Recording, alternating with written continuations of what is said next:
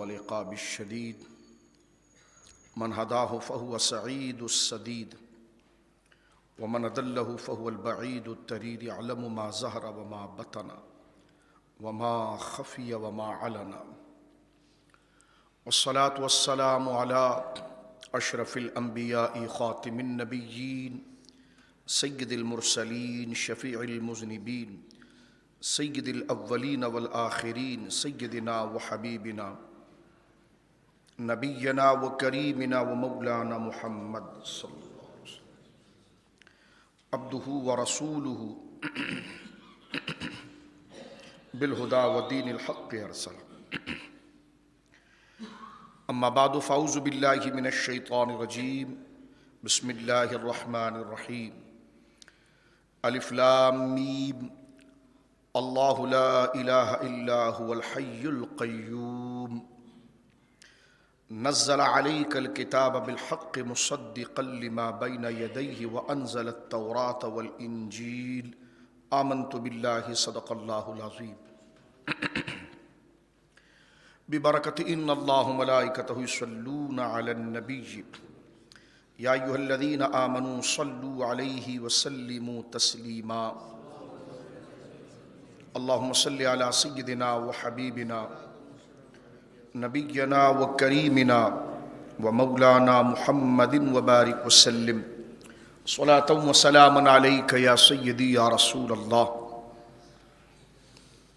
كلهم من رسول الله ملتمس غرفا من البحر أو رشفا من الديم منزه عن شريك في محاسنه فجوهر الحسن فيه غير منقسم ثم الرضا عن أبي بكر وعن عمر وعن علي وعن عثمان ذي الكرم مولاي صل وسلم دائما سرمدا على حبيبك خير الخلق كلهم. اللہ کی حمد و ثنا نبی محترم نبی معظم باعث تخلیق ارض و سما صلی اللہ علیہ وآلہ آلہ وصحبہ وبارک وسلم کی بارگاہ مقدسہ میں انتہائی محبت و عقیدت کے ساتھ درود و سلام پیش کرنے کے بعد تمام تعریف اللہ وحدہ لا شریک کے لیے ہے. بحمد اللہ تعالی اللہ رب العالمین جل وعلا کی توفیق سے جمعۃ المبارکہ کے خطبات میں دیگر موضوعات اہم موضوعات پر گفتگو کرنے کا شرف حاصل ہوتا ہے اور اسی کے ضمن میں قرآن کریم فرقان حمید کی کئی مستقل صورتیں جو درس قرآن کے عنوان سے جمعۃ المبارکہ کے خطبات میں ذکر کرنے کا شرف رہا، جس میں بالاستیاب سورۃ التوبہ اور سورۃ النساء کی تکمیل کے بعد آج سے بحمد اللہ تعالی سورہ آل عمران کے انتہائی اہم اور ضروری مضامین جو عقائد و اخلاق اور نصیحت اور اسلام کی حقانیت اور اہل ایمان اور تمام انسانیت کی ہدایت کے لیے جو بنیادی اصول اور ضروری اصول جس پر ہماری زندگی اور انسانیت کی تمام شرف کی عمارت جن بنیادوں پر کھڑی ہوتی ہے، وہ سورۃ آل عمران کے اندر سورہ آل عمران کا موضوع اور اس کا سبجیکٹ ہے. وہ انشاءاللہ العزیز جمعۃ المبارکہ سے آج اس کی آیت کریمہ 1 سے لے کر 3 تک کا انتخاب کیا گیا ہے. اللہ رب العالمین جل وعلا کے حضور دعا ہے کہ اللہ رب العالمین احسن طریقے سے اس کے مضامین جو احادیث نبویہ میں اور خود قرآن کریم کی دیگر آیات میں اس کلام پاک کی تشریح و توضیح اور امت کے تسلسل سے اس کے جو علمی اور حقیقی نکات ذکر کیے گئے ہیں اس کو ذکر کرنے کی اور ہم تمام کو اس پر عمل کی توفیق عطا فرمائے. سورہ آل عمران اپنے مضامین کے اعتبار سے قرآن مجید فرقان حمید جو ہدایت کامل ہے اللہ کی سچی کتاب، اس میں یہ بنیادی صورت ہے کہ جس میں اسلام کی حقانیت اور اہل اسلام کی ذمہ داریاں، اللہ رب العالمین جل وعلا کی توحید جو بنیادی عقیدہ ہے دین کا، اور اس کے ساتھ نبی کریم علیہ الصلوۃ والسلام کی رسالت اور جتنے انبیاء کرام دنیا میں تشریف لائے اور ان پر اترنے والے احکامات اور کتب اور ان کے دیے جانے والے احکامات کی حقانیت کو جو آج ہر جگہ پر اپنے انداز میں لوگ اپنے اپنے گروہوں میں اس کی تعلیم یا اس کی تقسیم یا اس کی من مانی تشریح کرتے ہیں۔ قرآن کریم وہ کتاب فرقان ہے، یعنی حق اور باطل میں فرق کرنے والی اور حق اور باطل کو ممیز اور ایک دوسرے سے جدا کر کے ذکر کرنے والی وہ عظیم کتاب ہے کہ جس میں اس دور میں ہونے والے عقائد کے اعتبار سے جو غلط پروپیگنڈا تھا اور سچے نظریات جو توحید کے بارے میں ہیں اور جو نبوت کے بارے میں ہے، جو دین کی آسمانی دین کی بنیاد ہے، عقیدہ توحید اور عقیدہ رسالت،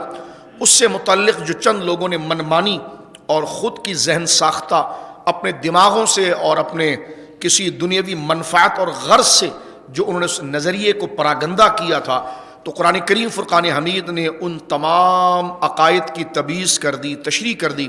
اور عقیدہ توحید کا خالص جو نظریہ ہے اور عقیدہ رسالت صلی اللہ علیہ وسلم اور جملہ انبیاء کرام کی رسالت کا جو خالص نظریہ ہے اور جو دین کا خالص نظریہ ہے، وہ قرآن کریم میں جگہ جگہ پر اہتمام سے ذکر کیا گیا ہے۔ لیکن سورہ آل عمران کی ان 200 آیتوں میں بالخصوص ابتدائی 80 کے قریب آیات کے اندر جس شاہکار کے ساتھ اور جس عظیم دلائل کے ساتھ سورہ آل عمران کے اندر اس کو ذکر کیا گیا ہے، اس نسبت کے ساتھ حضور کریم علیہ السلام نے اس سورت کو سورۃ الزہرا بھی کہا ہے، یعنی روشن کر دینے والی سورت جو اپنے مضامین اور نظریات کو روشن کرتی ہے۔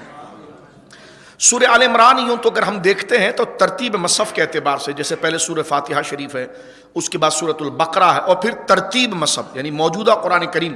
یعنی قرآن کریم جو ہمارے ہاتھوں میں موجود ہے، مصحف 2 جلدوں میں جو موجود ہے،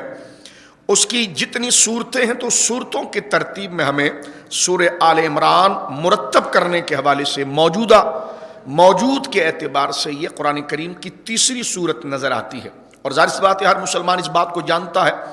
کہ جس طرح قرآن کا اترنا کسی نبی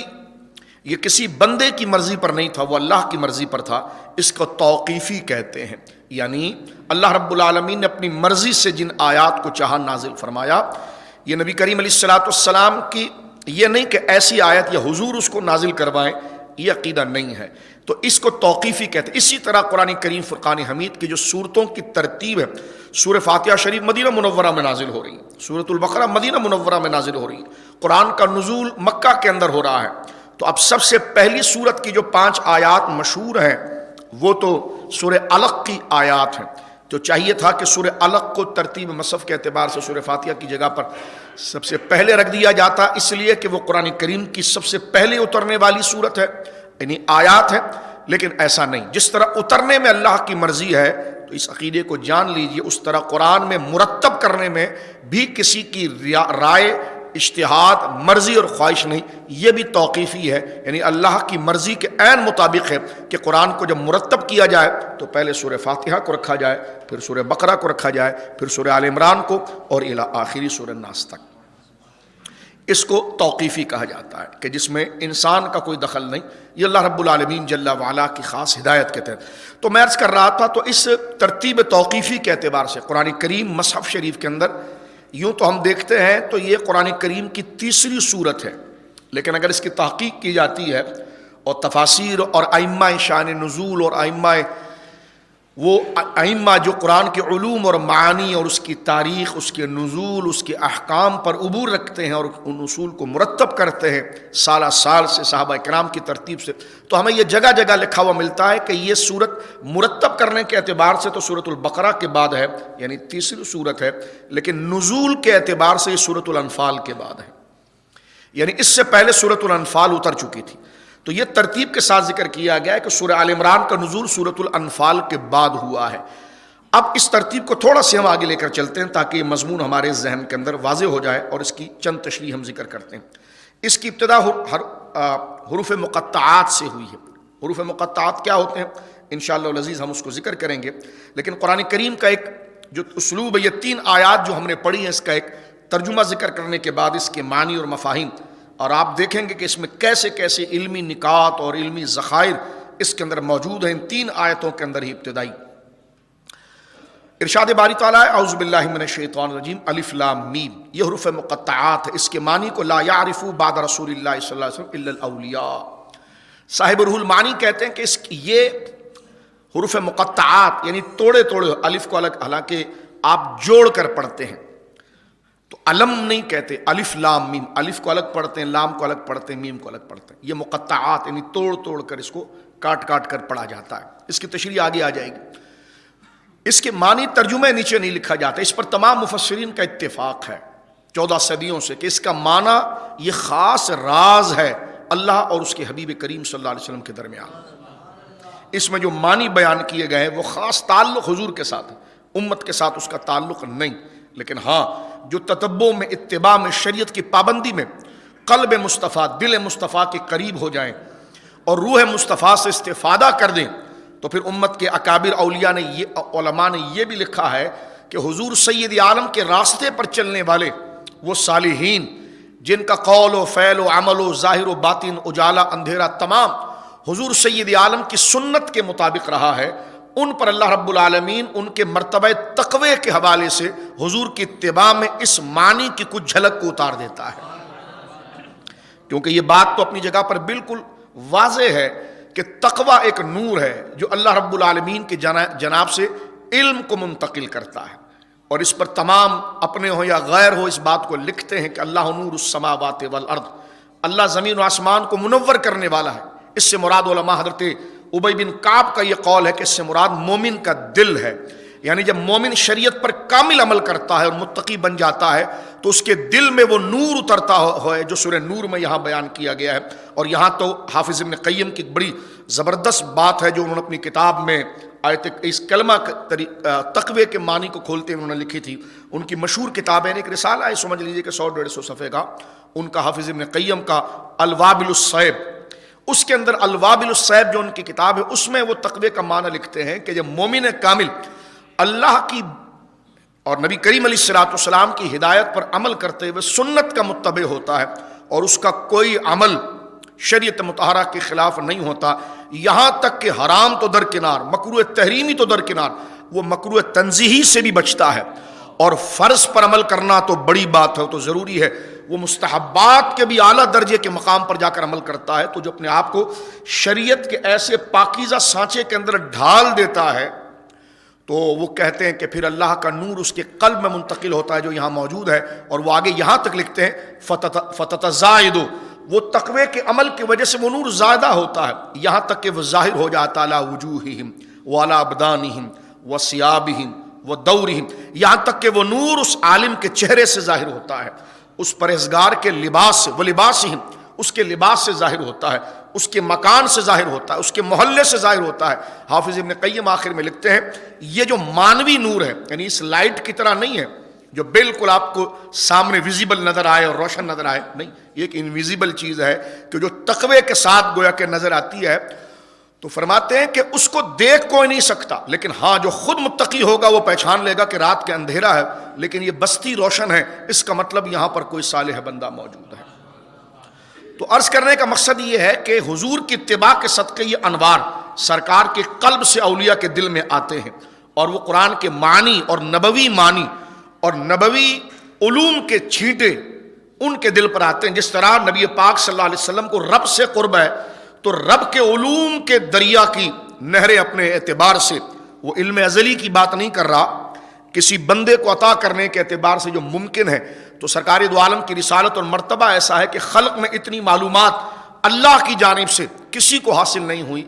جو دینا ممکن تھا وہ جناب رسول کریم صلی اللہ علیہ وسلم کو حاصل ہوئی. اسی طرح حضور کی اتباع میں اور اللہ کی اتباع میں کوئی بندہ جب نبی پاک کے قریب ہوتا ہے تو اللہ کا عرفان نبی کریم علیہ الصلوۃ والسلام کی توسط سے اس کے قلب پر اترتا ہے. اسی اتباع کے فیض کو قرآن کریم نے نور سے جگہ جگہ پر تعبیر کیا. اس لیے علماء نے فرمایا کہ الف لام میم کا معنی یہ اللہ اور اس کے رسول کریم صلی اللہ علیہ وسلم کے درمیان راز ہے. لیکن صاحب روح المعانی بڑے کمال کی بات لکھتے ہیں، امام المفسرین عمدۃ المحققین سید محمود آلوسی البغدادی رحمۃ اللہ علیہ اپنی تفسیر روح المعانی میں اس بات کو لکھتے ہیں. فرمایا لا یعرفہ بعد رسول اللہ صلی اللہ علیہ وسلم الا الاولیاء، فرمایا حضور کے بعد اس کے معنی کو کوئی نہیں جانتا کہ الف لام میں کیا راز ہے. الف لام کاف ہا یا عین صاد ہا میم تا سین الف لام را، اس کے کیا معنی ہیں اور اس کے اندر کیا راز پوشیدہ ہے. تو علامہ صاحب روح المعانی جو اپنے اندر ایک بڑی ثقات اور بڑا رتبہ رکھتے ہیں، ابھی گزرے ہیں، 12ویں صدی کے قریب گزرے ہیں، لیکن ان کا بڑا شہرہ ہے اور تمام مکاتب فکر کے لوگ ان کی تفسیر کو معتبر مانتے ہیں. وہ یہ جملے دیکھتے ہیں کہ لا یعرفہ بعد رسول اللہ الا الاولیاء، کہ اس کے معنی یعنی حروف مقطعات کے معنی رسول اللہ کے بعد کوئی نہیں جانتا مگر جو آپ کے قرب میں رہنے والے اولیاء ہیں، اللہ ان کو بھی ان آیات کا معنی بتا دیتا ہے. الا الاولیاء.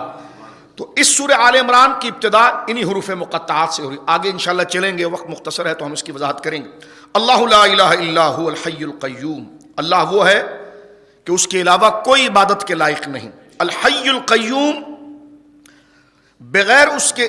کوئی لائق نہیں. فرمایا الحی القیوم، اور وہ زندہ ہے. القیوم سب کو زندہ رکھنے والا ہے. نزل علیک الکتاب بالحق مصدقا لما بین یدیہ وانزل التوراۃ والانجیل. یہاں دو باتیں بیان ہو رہی ہیں. فرمان نازل کیا ہے اس نے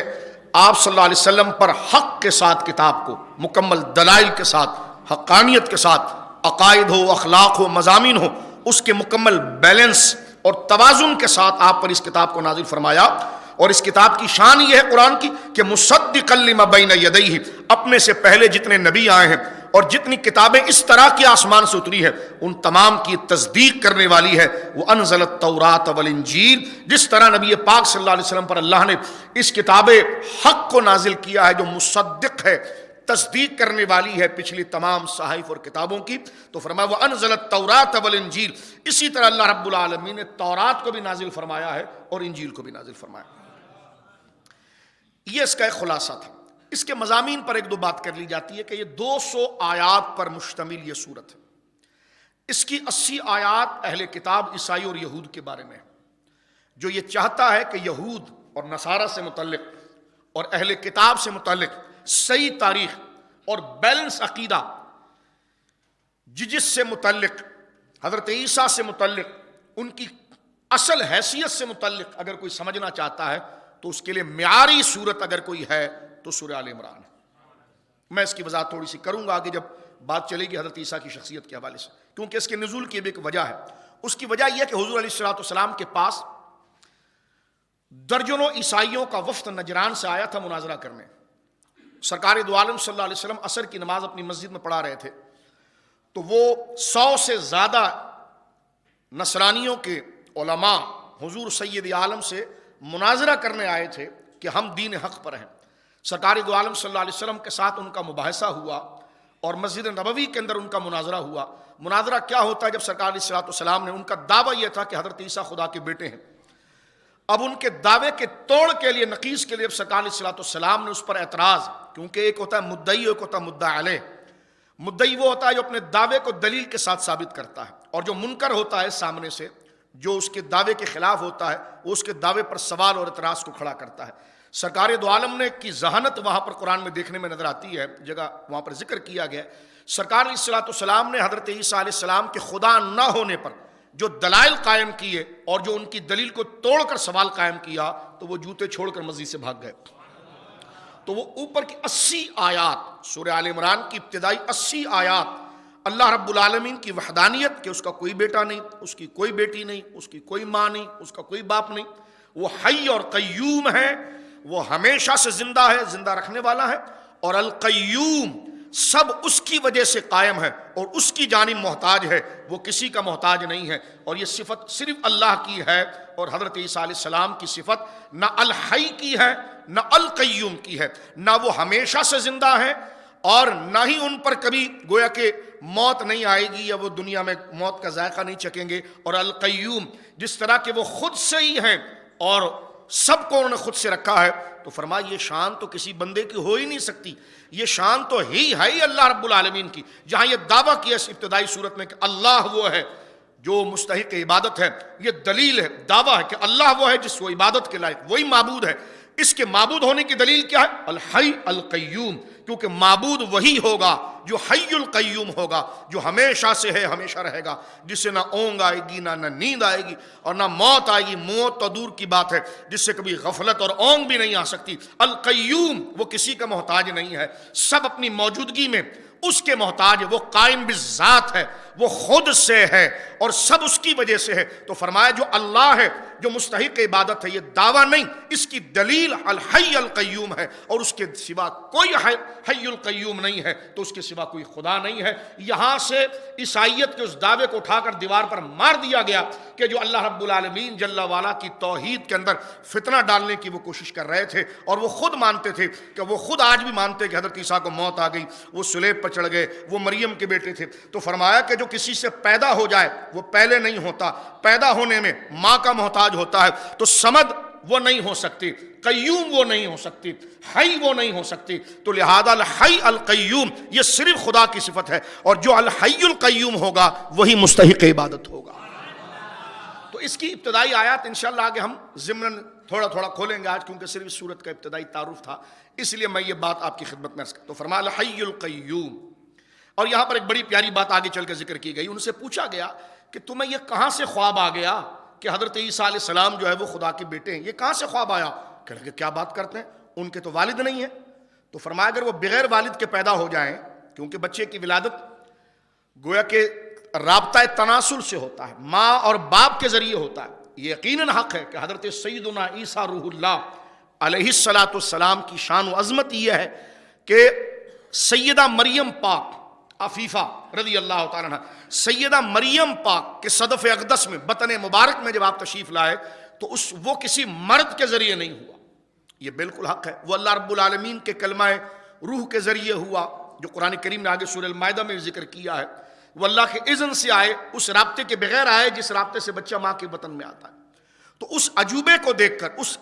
چیز کو دیکھ کر وہ کہنے لگے کہ اگر حضرت عیسیٰ خدا کے بیٹے نہ ہوتے تو یہ بغیر والد کے کیسے پیدا ہوتے؟ تو وہاں پر کیا توڑ لایا ہے قرآن نے، فرمایا اچھا حضرت عیسیٰ اس لیے خدا کے بیٹے بن گئے کہ ان کے والد نہیں تھے؟ کہاں؟ کہ آدم کو تم خدا مانتے ہو یا بندہ مانتے ہو؟ کہا بندہ۔ تو کہا ان کی تو ماں بھی نہیں تھی۔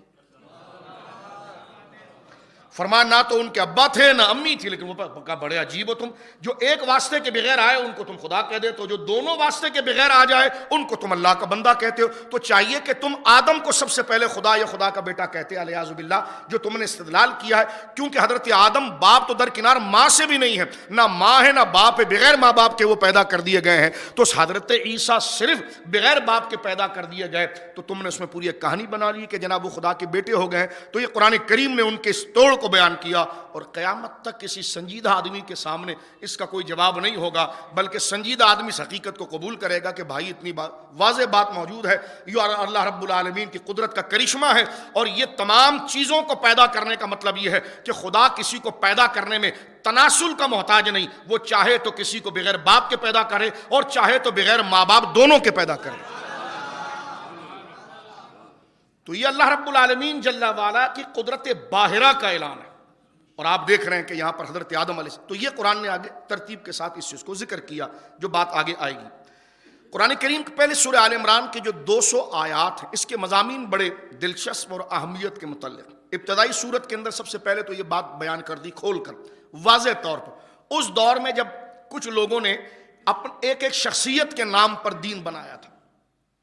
ان تمام طلسم کو توڑا گیا۔ فرمایا نہیں، یہ تم نے دین کو شخصیتوں میں کیسے بانٹا، خطے اور علاقوں میں کیسے بانٹا، آسمان و زمین کے درمیان کیسے بانٹ دیا، تم نے علاقوں میں کیسے بانٹا؟ فرمایا دین اگر ہے تو دین اسلام۔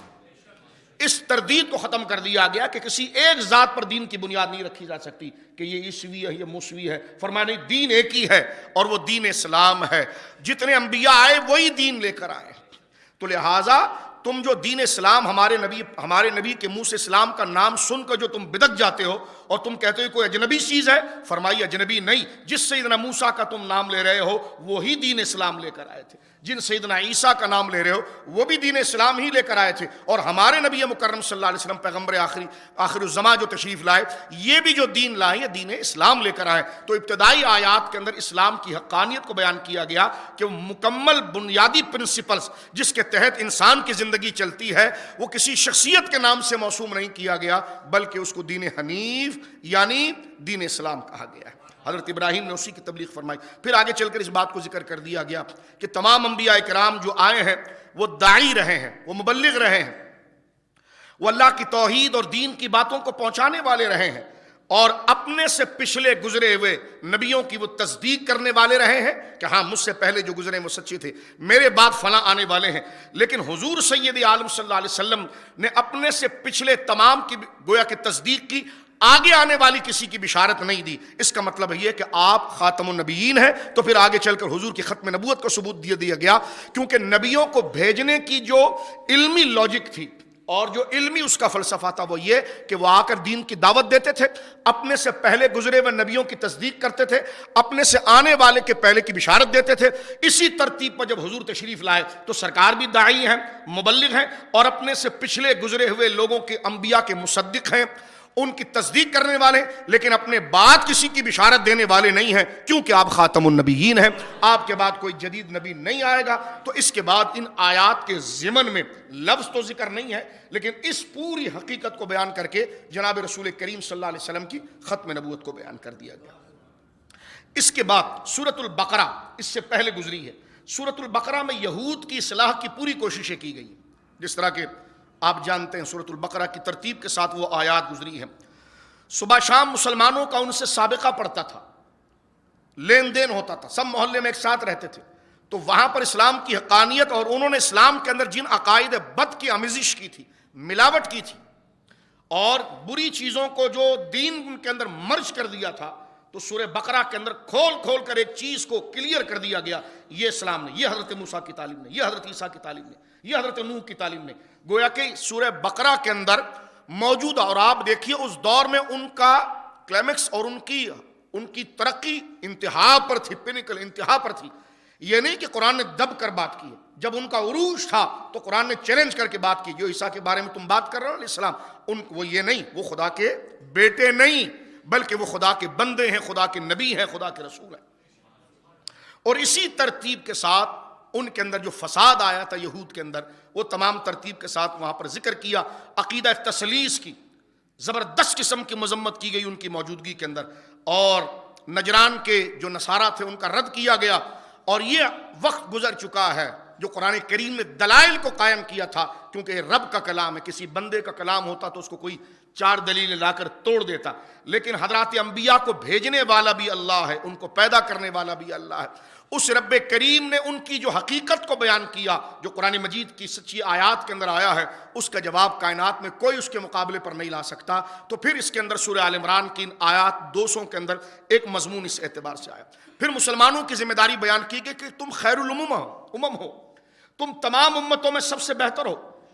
دین کا بیڑا تمہارے کندھوں کے اندر ہے، لہٰذا بڑی مضبوطی کے ساتھ، بڑے اخلاق کے ساتھ، بڑے مربوط کے ساتھ، بڑی محبت کے ساتھ، بڑے دلائل کے ساتھ، بڑی خندہ پیشانی کے ساتھ، بڑے نرمی کے ساتھ اللہ کی توحید کے پیغام کو آگے پہنچو، دین کی بنیادوں کو آگے پہنچو، اور خاص طور پر اپنے اندر اختلاف نہ رکھو، اب باہم حسد نہ کرو، کیونکہ تم خیر الامم ہو، تمہارے کاندھوں پر ذمہ داری ہے اللہ کے پیغام کو آگے تک پہنچانے کی۔ اور جہاں تمہیں نبیوں کو وارث بنایا گیا ہے ان کی تعلیم و تبلیغ کے اندر، تو لہذا تمہاری اخلاقی ذمہ داری ہے کہ جو نہیں جانتا ان تک بڑے دلائل کے ساتھ، پیار کے ساتھ، محبت کے ساتھ، اور مکمل اس کی ذہنی ساخت اور اس کی صلاحیت کو دیکھ کر اللہ کی وحدانیت، دین کی حقانیت، اس کی پیدائش کے مقصد کو، اور حیات بعد الممات کو، قیامت کے بھیانک منظر کو، اللہ کے حضور حاضری کی حقیقت کو، اور اللہ کیا کیا پوچھے گا، اور کن لوگوں کو اللہ کے دربار سے نجات ملے گی، اور کون سے لوگ اللہ رب العالمین کی گرفت میں آئیں گے معاذ اللہ، یہ ساری حقیقتیں تختہ زمین پر موجود انسانوں کو، اے امت مصطفیٰ تم خیر الامم ہو، بڑے دلائل کے ساتھ، بڑی ہمدردی کے ساتھ، بڑی وسیع نظری کے ساتھ، بڑے تدبر کے ساتھ، بڑے تحمل کے ساتھ، بڑے پاکیزہ جذبات کے ساتھ اور اتفاق کے ساتھ پہنچاؤ، اور اپنے اندر اختلاف افتراق کر کے خود کو کمزور نہ کرو۔ پھر یہ اس امت کے لیے نصیحت کا سلسلہ شروع ہو گیا۔ فرما مزارات تو تم نے گرا دیے کہ جس راج ہو رہا ہے، اور ان کو لا کر تم نے آباد کر دیا ہے، عربی زبان کے اندر ویدے تم بنا رہے ہو، تو خدا تمہیں ذلیل کرے گا، چاہے تم کسی بھی بڑے معتبر جگہ پر موجود ہو۔ یہود بھی معتبر جگہ پر موجود تھے اور وہ ذلیل ہوئے، خنزیروں اور بندروں کی شکل میں معاذ اللہ بدل دیے گئے، قرآن کہتا ہے۔ تو لہذا جس کے پاس حرمت جتنی زیادہ ہوگی اس پر سزا بھی اتنی زیادہ ہوگی، اس سے پوچھا بھی اتنا زیادہ ہو جائے گا۔ جس نے بڑے منصب پر ہوگا، جتنے عزت والے خاندان پر ہوگا، بڑا منصب ہے تو صرف ہاتھ چموانے کے لیے نہیں، بڑا خاندان ہے تو صرف عزت لینے کے لیے نہیں، فرمایا تمہاری ذمہ داری ہے کہ پیچھے کی بات کو آگے پہنچاؤ۔ اگر تم نے خود عمل نہیں کیا اور حق کی بالادستی کے لیے کوشش نہیں کی تو جو چھوٹے تھے، جو خاندان میں تمہارے برابر نہیں تھے، علم میں تمہارے برابر نہیں تھے، منصب میں تمہارے برابر نہیں تھے، وہ شاید بچ جائیں لیکن تم کبھی نہیں بچو گے۔ اس لیے آپ دیکھتے ہیں کہ قوم بنی اسرائیل کا جو رگڑا لگایا گیا، کیونکہ وہ انبیاء کی اولادوں میں شمار ہوتے تھے اور انہوں نے ان چیزوں کے ساتھ بغاوت کر ڈالی کہ جناب جو دین اسلام ہے، آج آپ دیکھیے کہ جناب پاکیزہ لوگوں کی اولاد ہیں، اہل سنت کہلاتے ہیں، اور ایسے اہل سنت کے اندر غلیظ عقائد کو انجیکٹ کرتے ہیں۔ جب کوئی بات کرے، ہائے ہمارا اتنا بڑا خاندان ہے، ہائے ہماری اتنی بڑی گدی ہے، تو میں نے کہا تم لعنت کے زیادہ مستحق ہو گئے، اس لیے کہ تمہارا حق تھا کہ تم دین کو کلیئر اور پیور رکھتے، صاف رکھتے، اور جو تم نے آمیزش کی ہے تو تمہاری مذمت بھی اتنی کی جائے گی جتنی چاہت کے ساتھ تمہارے ہاتھ اور پاؤں چومے گئے تھے۔ تو یہ دین کی حقانیت ہے، اللہ ہمیں ثابت قدم رکھے اس میں۔ تو قرآن کریم نے اس چیز کو ذکر، پھر آخر میں قرآن کریم میں بات کیا کہ کوئی بھی، مثال کے طور پر میرے اور آپ کے دل کے اندر، یعنی ڈے آف ججمنٹ، قیامت کا اعتماد اور عقیدہ، اللہ پر عقیدہ، یہ کب ہو سکتا ہے؟ جب ہماری خوراک، ہمارا رہن سہن، ہمارا ماحول اتنا ہو کہ ہم گزارے کے لیے کوئی چھت ہمارے پاس ہو، کھانے کے لیے 2 وقت کی روٹی مل جائے، کیونکہ انسان ان جذبات، ان مادیات کے ساتھ جڑا ہوا ہے۔ ہم ایسے پارسا تو نہیں ہے کہ بھوکے بھی رہیں، کربلا والوں کی طرف سر کٹا دے اور نظریے کے سودا نہ کرے۔ انسان کمزور واقعہ ہوا ہے، اگر اس کے گھر پر کچھ بن آئے تو پریشان ہو جاتا ہے، خوراک نہ ملے تو پریشان ہو جاتا ہے، نظام معیشت اور معاشیت اگر تبدیل ہو جائے تو اس کے عزائم میں کمزوری ہو جاتی ہے، مسجدیں بھری ہوتی ہے، چہرے مرداروں کی طرح ہوتے ہیں، اپنی فکر کے اندر لوگ پڑے ہوئے ہوتے ہیں۔ تو اسلام نے اس بات کو ذکر کیا ہے کہ تمہارا دشمن سب سے پہلے تمہاری سوسائٹی کو تباہ کرنے کے لیے،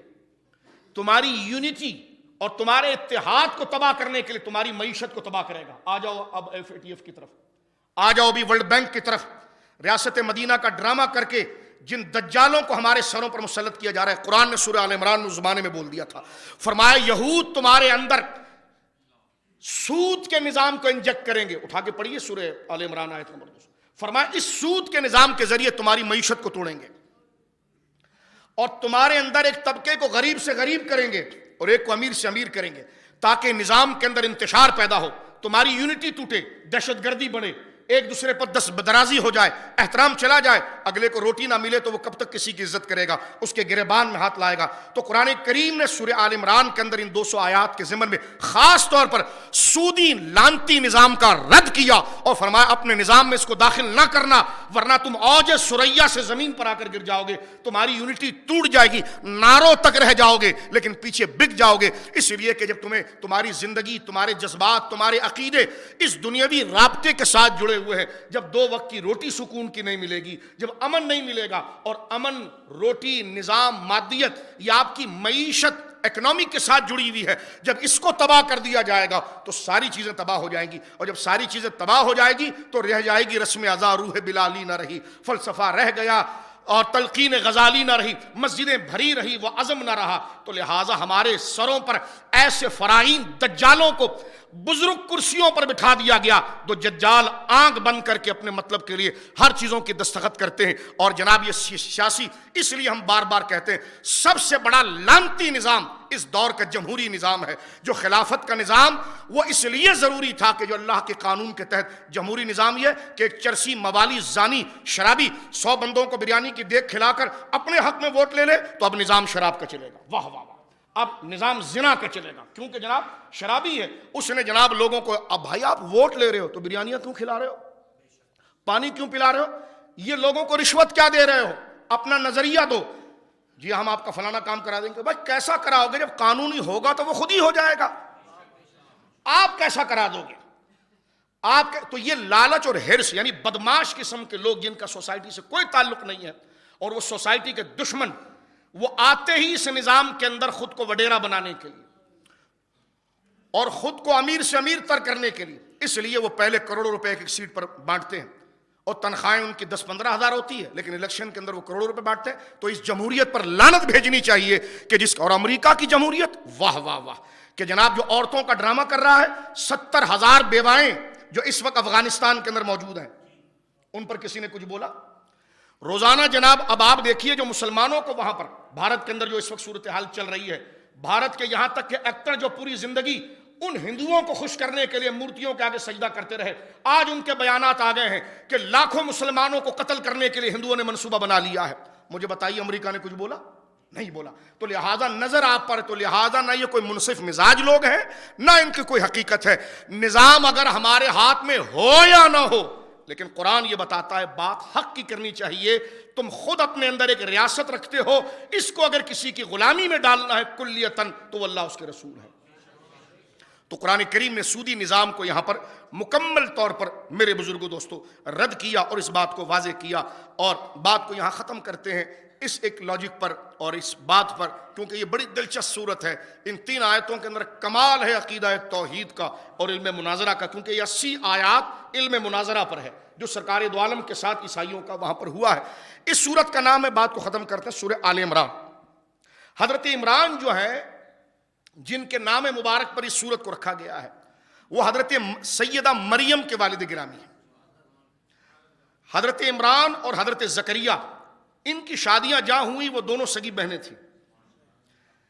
ادھر سے حضرت زکریا سے جس خاتون سے انہوں نے نکاح کیا، اس سے حضرت یحییٰ پیدا ہوا،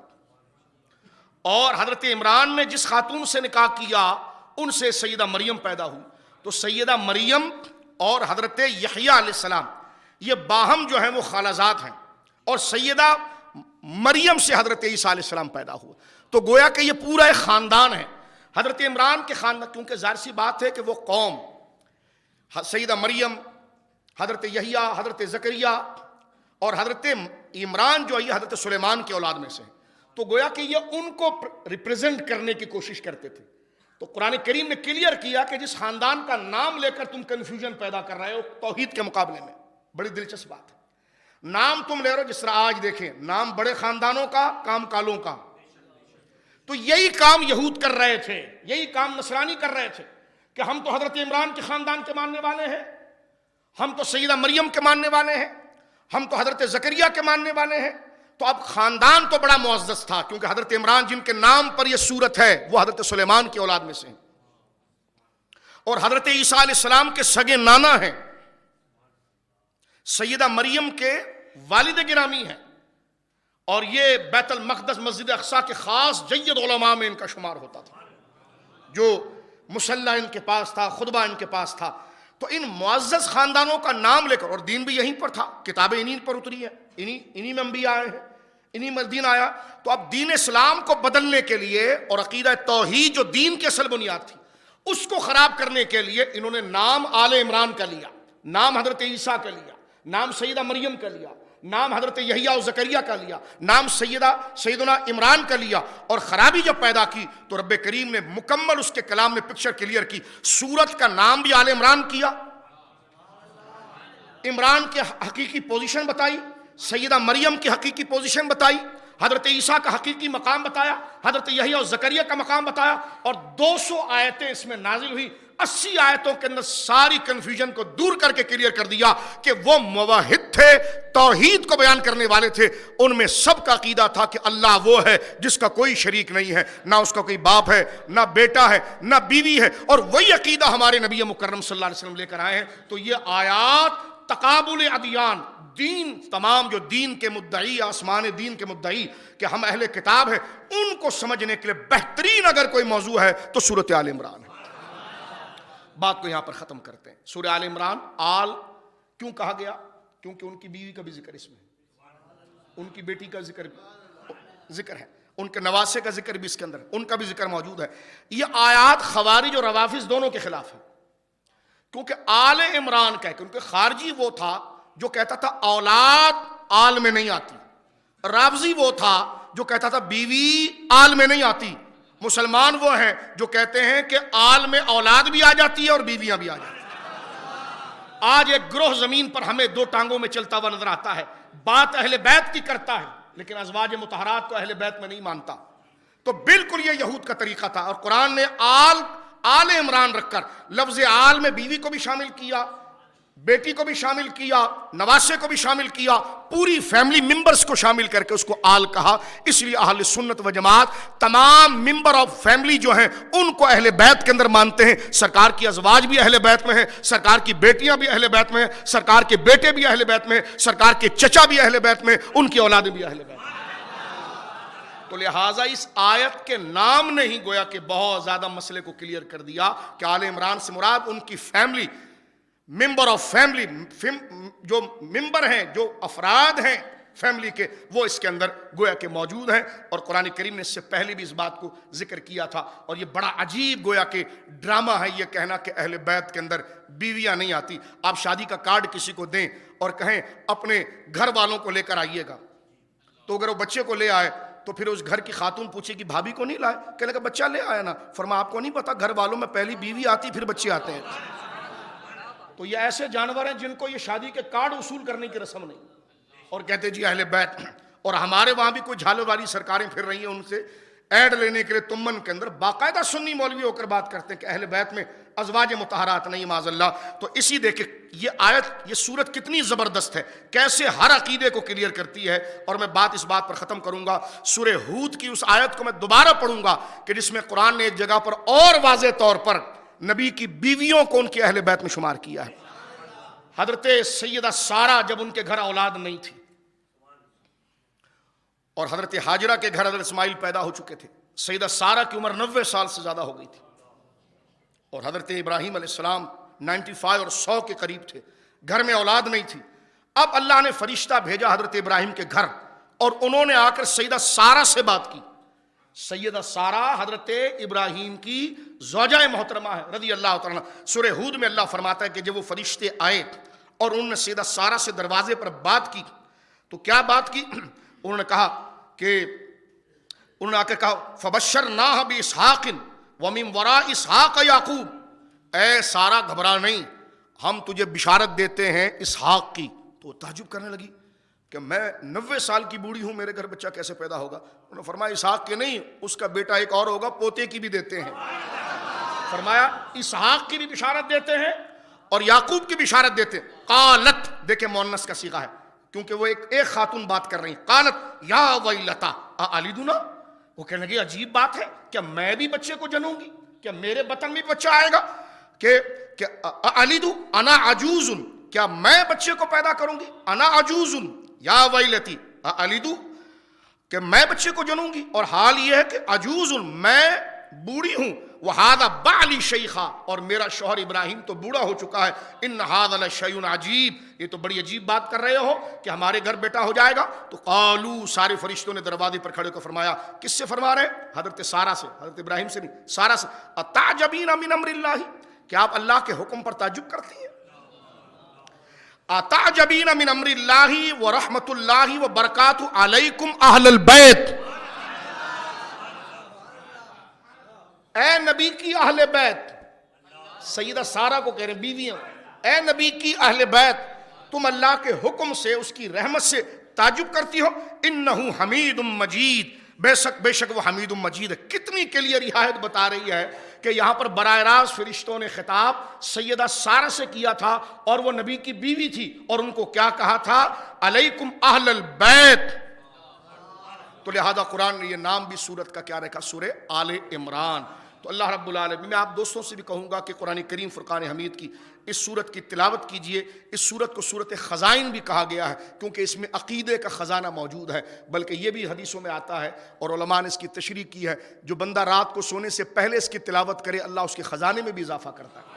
اور خزائن کہنے کی آل عمران اس کا نام ہے، زہرا اس کا نام ہے، کنوز اس کا نام ہے، خزانہ۔ خزانے سے مراد یعنی اس میں عقیدے کا خزانہ موجود ہے، خدا کی خالص توحید کا بیان ہے، نبی کریم علیہ السلام کی خالص رسالت کا بیان ہے، اور پھر دنیاوی اگر اس عقیدے کی پختگی کے ساتھ بندہ اللہ سے خیر کو طلب کرے تو اللہ اس کے رزق میں بھی گویا کہ کشادگی عطا فرماتا ہے۔ یہ 200 آیات کا مجموعہ ہے، 80 آیات علم عقائد پر موجود ہے۔ ہمیں چاہیے کہ سورہ مبارکہ کی ہم تلاوت کریں، بلکہ حدیث پاک کے اندر یہاں تک آتا ہے جو سورہ بقرہ اور سورہ آل عمران کی آیات کو پڑھنے، سورت کو پڑھنے سے گیا وہ بہت بڑی رحمت سے محروم ہوا۔ اللہ رب العالمین اس کی تلاوت کا بھی ذوق عطا فرمائے، اسے سمجھنے کا بھی ذوق عطا فرمائے اور اس پر عمل کا بھی ذوق عطا فرمائے۔ ایک جملہ میں عرض کروں گا، اسلامی مہینے جو ہیں، یعنی مہینوں کا جو تعلق ہے سال کا، وہ اسلام کا قمری اعتبار سے ہوتا ہے، یعنی اسلام کے جتنے احکامات ہیں وہ قمری اعتبار سے، لیکن کیونکہ یہ ترتیب جو عیسوی ہے اور کل جو ہے آج کا دن جو ہے وہ ایک آخری دن قرار دیا جا رہا ہے اور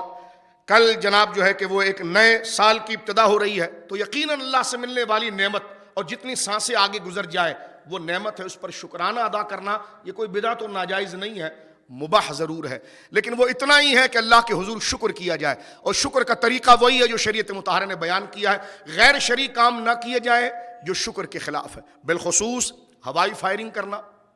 ون ویلنگ کرنا اور آتش بازی کرنا، گلی کوچوں کے اندر ڈھول تاشے کرنا، اس کو بجانا، یہ شدید حرام ہے، اس میں راضی رہنے والا بھی گناہ کبیرہ اور عذاب کا مستحق ہے، اور یہ کرنے والا بھی عذاب کا مستحق ہے۔ تو لہذا مسلمانوں کو چاہیے کہ نیو ایئر کے نام پر فحاشی، عورت و مرد کا اختلاط، اپنی جان کو جوخم میں ڈالنا، ون ویلنگ کرنا، ہوائی فائرنگ کرنا، اور میں حکومت سے مطالبہ کرتا ہوں جہاں آپ واقعتاً 144 نافذ کر کے ان تمام غیر قانونی چیزوں کو روکتے ہیں، ہم اس کی ستائش کرتے ہیں، یہ گناہ بھی ہے، غیر قانونی بھی، اداروں کی ہم تعریف کرتے ہیں، پولیس ہو، جو بھی ادارے ہوں جنہوں نے 144 لگایا، یہ ہم تعریف و تحسین کرتے ہیں، لیکن ہم آپ کو کہتے ہیں بغیر کسی غریب و امیر کے اور بغیر کسی رنگ و نسل کے آپ اس قانون کو عمل میں لائیے، اس لیے کہ اس دن کے گزرنے کے بعد کئی لوگ زخمی ہو جاتے ہیں، کئی لوگ مر جاتے ہیں۔ ہمارے ہاتھ میں تو کوئی ڈنڈا لاٹھی نہیں ہے، ورنہ گلی میں کوئی نکال کر دکھا دے، لیکن یہ کہ جن کے ہاتھ میں لاٹھی اور ڈنڈا ہے ان کے اوپر یہ ذمہ داری ہے کہ لوگوں کا امن ان کی گردنوں کے اوپر ہے، لوگوں کی امان ان کے اوپر ہے۔ میں لہٰذا مسجد کے اس فورم سے ہم سارے مسلمان بھائی ایک دوسرے کو سمجھاتے ہوئے آگے اس باتوں کو اپنے گلی کوچوں سے بالکل مفقود اور ختم کرنے کے لیے اپنی قوم اور اپنی یوتھ اور اپنے بچوں کو اویئر کریں اس چیز سے کہ اس دن آتش بازی کرنا، وہ ایسے تو عام دن بھی حرام ہے، ڈھول باجے بجانا ایسے عام دن بھی حرام ہے، گانے کو حضور علیہ السلام نے فرمایا زنا کا منتر ہے معاذ اللہ، اور گانا بجانا حضور نے فرمایا دل میں دین کے حوالے سے نفاق پیدا کرتا ہے، اللہ اس کے رسول کے خلاف دل کے اندر نفاق پیدا کرتا ہے گانا، تو یہ تو ہر صورت کے اندر حرام ہے، اور بالخصوص جہاں نعمت مل رہی ہو وہاں ایسا اہتمام گلی کوچوں کے اندر کرنا اور پھر جناب اس کو اہتمام کرنا اور سیاست کے نام پر کرنا کہ بچے کر رہے ہیں، تو شریعت مطہرہ اس بات کی اجازت نہیں دیتی۔ تو ہمیں چاہیے اہلیان پاکستان نہیں بلکہ تمام دنیا کے مسلمانوں سے ہم یہ کہیں گے، اور بالخصوص جہاں پر یہ زیادہ سلسلہ ہوتا ہے اور پاکستان کے مسلمان اور نوجوانوں سے ہم ریکویسٹ کریں گے اور کہیں گے کہ جناب یہ چیز ناجائز ہے، حرام ہے، اس حال میں بندے کی موت واقع ہو جائے تو وہ اللہ کے حضور کیا جواب دے گا؟ لہٰذا ہمیں ایک معاشرہ بن کر اس بری بدعات کا خاتمہ کرنا چاہیے۔ اللہ رب العالمین قرآن کی تعلیم پر عمل کرنے کی توفیق دے، ہمارے ملک پاکستان کو اللہ سلامتی عطا فرمائے۔ بھارت کے اندر اس وقت جو جنونی غنڈے ہندو دندنا رہے ہیں، اللہ رب العالمین ان شیطانوں سے ہمارے مسلمان بھائیوں کو اور ہماری بہنوں کو اللہ رب العالمین جل وعلا تحفظ عطا فرمائے۔ وآخر دعوانا ان الحمد للہ رب العالمین۔